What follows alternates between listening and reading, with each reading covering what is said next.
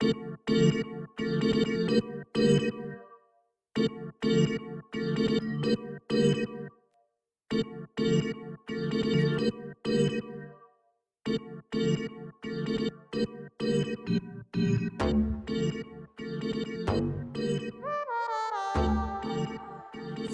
I am excited. Today is the first day of my personal 30-day transformation challenge to myself.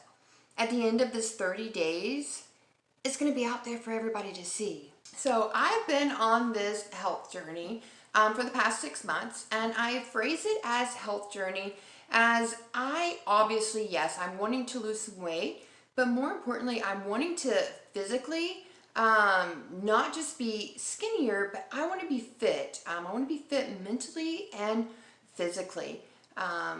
I don't want to be what I refer to as skinny fat, where you drop a lot of weight, you lose your muscle mass, and then you're stuck looking in the mirror and you're like, geez, this isn't what I want to look like. You're just like a smaller version of yourself, nothing's toned, you're just not really happy with the results. And that's what I want to make sure that doesn't happen. I want to lose some weight, but I want my body to physically transform and be fit. So I have PCOS, which is polycystic ovarian syndrome. And some of you guys may have heard of it. Some of you guys may actually have it. And two of the worst symptoms that you really experience is the inability to lose weight. It's definitely more difficult, but nothing's impossible. And extreme fatigue. Some days are worse than others. Now, definitely a longer list of things, side effects that go along with this PCOS. But those are the two things that I find being the most daunting in trying to lose weight, just because the numbers are slower. My metabolism naturally is a little bit slower. And having the days of extreme fatigue where some days it's like I just can't get it together, makes working out a lot more challenging because you don't feel like you have the energy to get started. However, I'm not going to allow this PCOS to define who I am and what I'm going to look like and how my future is going to be. So 6 months ago, I started Googling. You got it. And like probably many of you guys that are watching, at some point in time, you probably went to Google, searching out how to lose weight. So my experience, go to Google and I start typing lose weight, weight loss, PCOS, best diets. And no matter what you key in, your search results, there are millions of them. They are plentiful. You have so many to choose from. And you run into things like, take this magic pill and the fat will melt off. And you got it. Better yet, you don't have to exercise. Sounds good. Sign me up. And I kind of chuckle about that now. But being honest, I tried a lot of them. Who wouldn't? Take this pill. It's going to help me lose this weight. And I don't even have to exercise. I can fit that into my schedule. So that was me. And so I bought into a lot of these, and I spent a lot of money. And my results was nothing. Very little, if anything. I still looked the same, definitely still felt the same. Nothing was working. And that in itself can be a bummer, like almost depressing. Like, oh my gosh, nothing's working for me. You see reviews and results of all of these other people, but nothing's working for me. So a couple more months went by, and I am a mom of, I have a 4-year-old and a 6-year-old. And I'm married to a wonderful husband, and we own 2 businesses. And I often find that by the time we get up in the morning And we feed the kids, and we get the kids ready for school, get them dressed, get them off, drop them off at school, hustle on over to work, spend the day at work, to get off from work to go pick up the kids, bring them home. Then you have the normal mom duties, bathing kids, feeding kids, getting kids to bed. You know, it's not like the list goes on, and it's tiring. Most days I'm exhausted. By the time dinner's done, the only thing that I really want to do is just sit down and relax. And when I decide to sit down, my two kids, it's like this.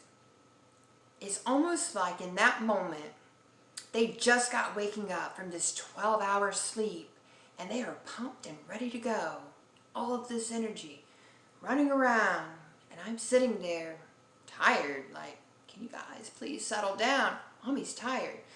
So I remember a couple of days, and it happened back to back, that my son would come up as I just sit down. So he would come walking up, hey, Mommy, can you play with me? And it's not like he wanted to sit down and color, right? He wanted me to get up and play chase, go for a run. All of his ideas required me to move, and I was tired. So the conversation oftentimes went, honey, Mommy's really tired right now. It's been a long day, and I've worked really hard. Maybe tomorrow, you know, I'm really tired. Can we maybe play tomorrow?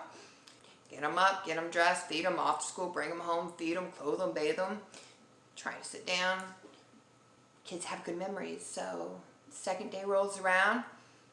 Hey, Mommy, you remember yesterday you said that we could play today?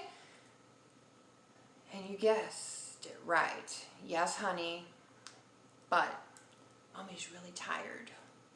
I really don't think I can do this today. You know, sometimes you have those weeks that you really are just looking forward to the end of the week, so maybe the next week will start and it will be a little bit better. I was tired, and I really felt like I needed time to relax. So this time, I tell him the same thing. Maybe tomorrow, honey. So he goes on, tomorrow comes, and you guessed it, same time. The next day, here he comes. And I already know it's coming. And I'm already preparing myself. I'm about to tell this kid, again, that I don't have energy to get up and chase him around, to play chase or tag or go run around the block. I'm really tired.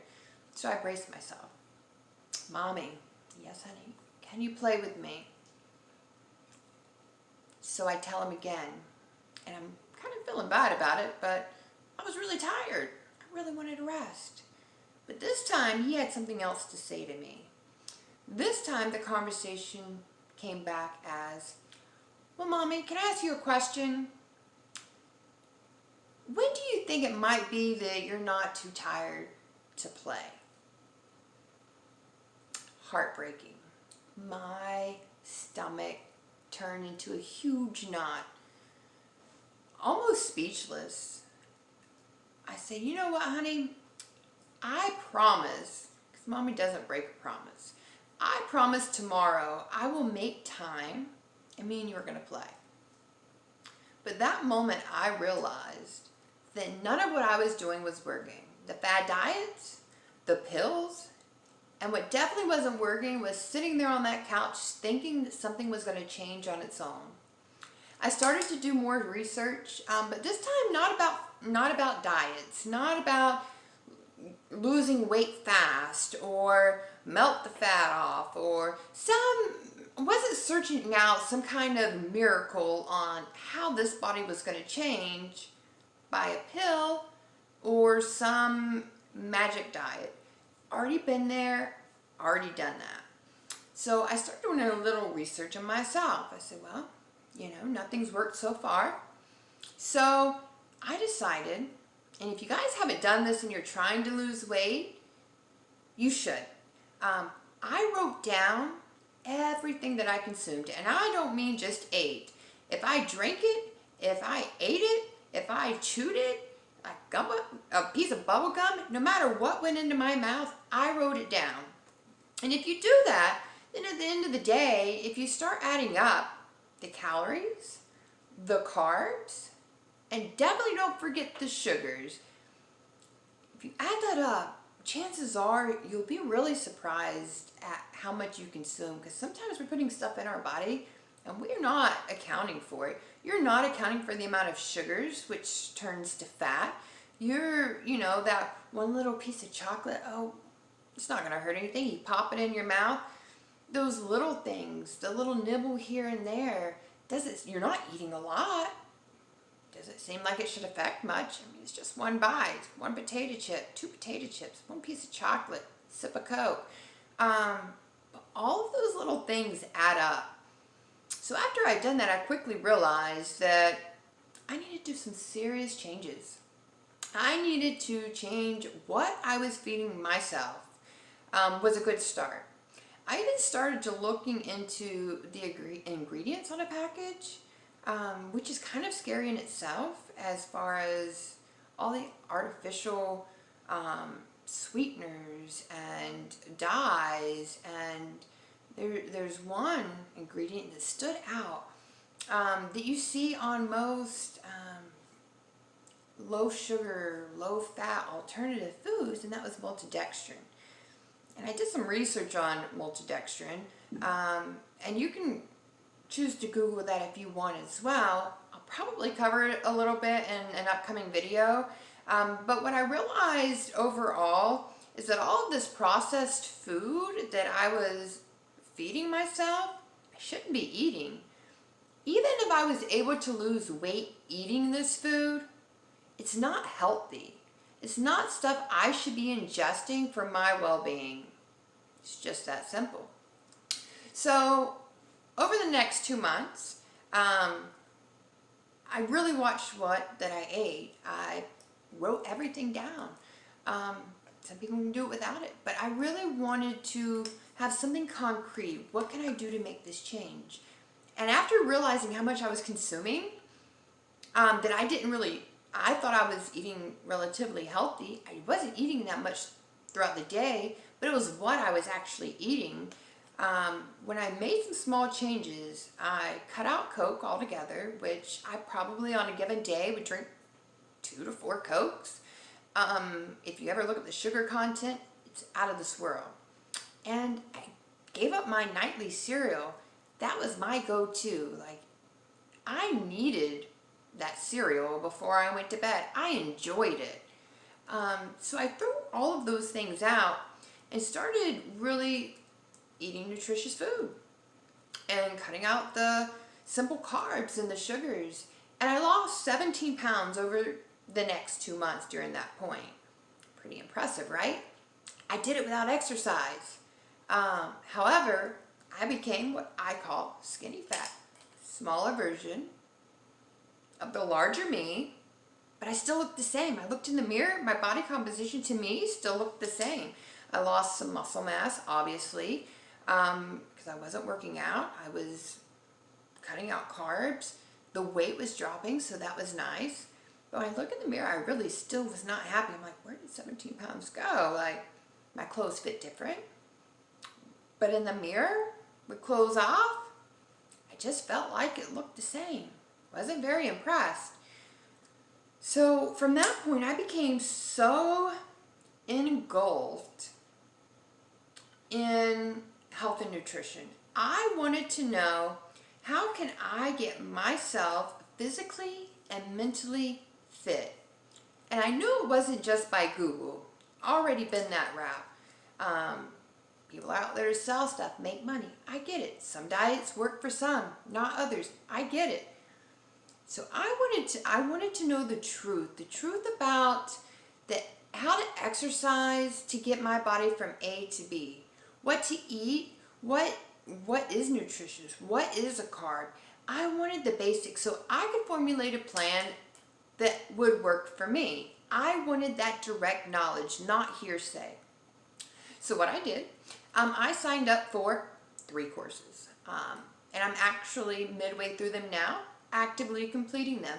I am doing my personal trainer's course, nutrition coaching course, and weight loss specialist. And I felt that between those three, I should get a pretty good base understanding, enough information, real information, that I can incorporate into my own workouts and my own eating, and make those decisions for myself. Maybe experiment a little bit. Not everything works. Sometimes our body, it adapts. It adapts to situations. My diet, for 2 weeks may be the same, and the weight may stop. And that's kind of where I'm at now, is our bodies do adapt, and we have to do something to change it up. So that's where I'm at now. I am in the courses. I'm midway through. I've lost 17 pounds, and in this 30 days, what I want to do, I want to break through this weight loss plateau. I want to transform what this body's looking like. I don't want to be skinny fat. I don't want to be a low number on a scale if I still look in the mirror and I'm not satisfied. So I want to lose the fat, but I want to be fit. Now I know 30 days is not long. 30 days is not going to give me this chiseled body that I do want. It's not going to happen. 30 days is not very long. But you have to give yourself goals, and kind of time frames, in the sense that it's not going to happen overnight. I'm not going to tell you I want to lose 20 pounds in 30 days and 10 inches, and all I'm doing is setting myself up for failure. They're not realistic. Our bodies respond different. So what I want to do for the next 30 days is push myself, and I mean really push myself, to eat clean and work hard and see just what kind of results are achievable. I can always take that 30-day plan and replicate it for another 30 days to continue my journey. Or maybe I need to look at it and make some small modifications to get to the next level of where that I want to be on my journey. So I'm going to start with this first 30 days. 30 days of clean eating, working out every day, and I'm going to share that with you guys. Because like I said, no matter the results, it's going to be out there for everyone to see. That's my motivation. That's my accountability for myself. Is it's not just me in my house and, hey, if I don't gain no weight or eat, a handful of chocolate, nobody's going to know, because you're not going to get results by doing that. So you guys are kind of like, it's for my accountability, and you can just watch my journey. See, one thing I realized is, as a society, we are looking for instant gratification. I am definitely guilty of it. We are in a time that no matter what you want, you can kind of hop on the internet, Amazon, free 2-day shipping. You can have it delivered to your door and have it in your possession in 2 days. Pretty impressive. Just the same as what we often want is our weight to do the same. We want the weight that we've gained either over months, some of us over years. We want that weight to go away overnight, but we didn't gain it overnight. So you have to be realistic with yourself, and that's where I've really had to shift my mindset. I did not gain this weight overnight. As a matter of fact, I gained the weight when I was pregnant with my daughter for 9 months. It took me 9 months to gain it with being pregnant. It's not going to go away overnight. It's not going to happen. And sometimes we find we set unrealistic goals. I have. And so oftentimes, if I start this diet per se, you get on the scale, look, I'm not eating my cereal, I'm not drinking my Coke, and when the scale don't move, it's easy to stop and give up. This just isn't for me. I'm not going to have results. So what I've done in my past is just sabotage myself. Oh, this isn't going to work. Just another thing, that's just not going to work for me. This is just who I'm going to be. And it's kind of like self-sabotage, because I really gave up before my body even had a chance to adapt and start making changes. I was just moved on to the next thing. And oftentimes I think we all kind of do that. So for the next 30 days, I'm going to push my body to the max physically, probably mentally, and really watch what I'm eating. Eat nutritious food. Don't eat processed food. You know, obesity is at the all-time high right now, which wasn't a problem, you know, even before my time. It used to not be a problem. But the processed food wasn't a problem either. People used to have gardens and grow their food and eat nutritious food, and the obesity rate was not nearly as high. But our society, we like the taste. Don't get me wrong. Processed food tastes good. Cereal tastes good. Ice cream, it tastes good. But it hasn't always been around, and it's not really what fuels our body. It does taste good, and the more you eat it, the more you want it. But when you cut out the sugars, what I have found personally, I can actually do without that food. I don't crave it because I'm not supplying myself with the simple carbohydrates which actually make you crave this food. So by not even allowing myself to get there, I can honestly say my cravings has went away. Only have one soft spot, I'm going to be honest with you guys, and I haven't mastered it. I love coffee. Coffee's not a problem. Coffee is actually proven to be good for your metabolism. It's what you put in the coffee, and that's where I have a small addiction to French vanilla creamer. The coffee's not the same without it, and I love it. And I'm going to work through that in these next 30 days because I know from the amount of coffee I drink, if I can cut that creamer out, that alone has to give results. So stay tuned for that. I've mastered everything else. And I know it sounds crazy. I would rather not eat something so I could have my cup of coffee and account for those calories. But I'm going to overcome that too. There has to be a better way. So just like everyone, I myself, I have my own obstacles. My life is not full of rainbows and unicorns by no means. And I'm not even going to dwell on any of that because I know that my current situation and my past, it doesn't define who that I am and what my future is going to be.